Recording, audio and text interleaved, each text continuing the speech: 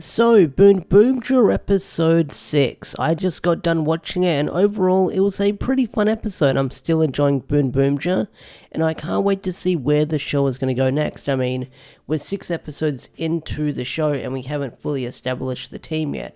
Although, looking at next week's episode preview, slight spoilers if you didn't watch it, Orange will be joining the team. So by next week on episode 7, we will have the entire 5 members of the Boonboomgers finally coming together. So I do like how it's taken a while to form the team together with this show, as we're slowly getting to meet the cast and crew and getting to know our heroes a little bit more, because Orange has been there since episode 1 helping out Tyre, but starting from next week is when he's going to be a part of the team. So I do wonder what is going to bring him on board when he joins next week. So the whole concept of this episode, there's 2 plot lines going on. You've got the plot line with Joe, Ichiro, and Mira, where you have at the start of the episode, you've got Ichiro following Joe around town because Ichiro doesn't trust Joe because he thinks that he's a bad guy because he's a cop and he joined the Boonboomgers, so there might be some sinister motives there. And I did like the gag where you have this scene where Joe's laughing and they sort of put a filter over his voice to make him sound evil. And then on the other side of things, you've got Tyre and he's fighting the... Supposedly, it's not confirmed yet, it's not denied yet, but we finally get introduced to Mad Rex, who is the one giving the orders to our Team Rocket trio in Boonboomger. And the whole discussion with the Team Rocket trio, because they're in the Mafia, is Mad Rex their actual leader, the actual leader faction of these villains, or is there someone higher than him? Because, you know, they come from the Mafia, Yakuza, so... With the Mafia and the Yakuza, especially the Yakuza, there's a hierarchy and a patriarchy that's involved.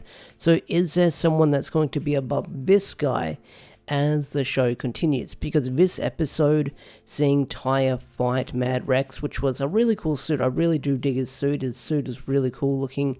He's got this junkyard suit going on. He's got this dog attached to like his lower half and it barks and it wants to go for walkies. His suit looks really cool. So you had Tyre and Mad Rex fighting in this episode, and it looks like that these two will be establishing a rivalry going forward as the show continues. So these two are going to be rivals. So I do wonder if he's sort of going to be like the general that's going to have a sort of like a rivalry with Red, or is this the guy, the actual main villain of the show, and that reveal hasn't been dropped yet? Because like I said, if they're Mafia, if they're Yakuza, then there might be someone above this guy that we just haven't been introduced to yet. But overall, the fight between Mad Rex and Tyre was really freaking cool. I really did enjoy the fight between the two characters. Like, the choreography was really great. That scene where he gets knocked back and then he uses the boom boom changer to sort of use the tires on his back of the suit and the back of his feet, his heels, and he sort of uses it as a sort of like a fan to catch himself. That was really cool. I really enjoyed that scene, but not only that, the fight choreography between the two was really great. Again, I know I make this joke every couple of episodes with my reviews of Boonboomger, but it's great to be outside again, where we can have some really good fight choreography with this show. So again, Boonboomger, it's cool to be outdoors again. But the whole plot line with Joe, Ichiro, and Mira. So like I said, Ichiro doesn't trust Joe because he thinks that he's a little bit suspicious. So we've got that going on. And as they walk around the sort of like the local area that Joe does patrols on, he's a really well-liked guy amongst all the locals. They really do seem to like him. And the monster of the week, I made this joke on Twitter, is basically Skibidi Toilet.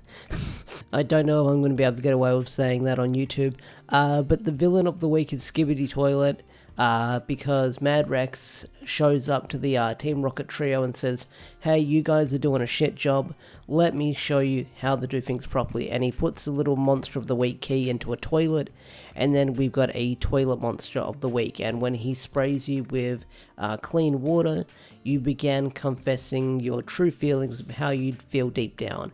So it causes a lot of infightings with the locals, but then near the end of the episode, Joe gets sprayed with it, and he confesses that he wants to protect people and help the Boonboomgers, and in not Taya's eye, in Ishiro's eyes, this sort of reassures him that he knows that Joe's a good guy, and they soon all began working together. So this episode was mostly establishing that the other Rangers can fight without Taya when Taya's busy, but not only that, we see the chemistry growing between the three characters, and we sort of see the development between all of them, because at the end of the episode you have Joe calling Mira Senpai and calling Ishiro Senpai, and he calls, there's a part on Joe's name where he calls him Shiro because he doesn't understand the partner where they call him Kashiro, where he thinks that his name is Mr. Kashiro, so he's calling him Mr. Shiro, which is a nice play on words. I do like that little pun they've got there. But overall, I enjoyed this episode. I thought it was really fun. We're introduced to what possibly might be the main villain or the rival for the Red Ranger,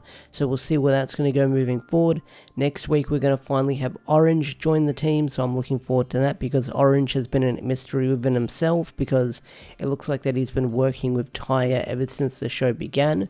So we'll see what happens moving forward with that character and how he joins the team, because they've been very sort of quiet about it with the previews. You just see the scene where he just transforms and then he's jumping into battle with them. So the preview is very good at hiding the character's motives so far with why they're going to join the team. But I get the feeling that he must have been Orange the entire time, and now he's only joining the team because, you know, shit is hitting the fan with Mad Rex showing up. I'm not entirely sure, but we'll find out. But overall, I enjoyed this episode. What did you guys think? Tell me in the comments section down below. I'd love to hear your thoughts and opinions. With that said, I'm out of here. Have a wonderful day or night, and I will see you guys in the next video, whenever that will be. So peace out, take care, and bye.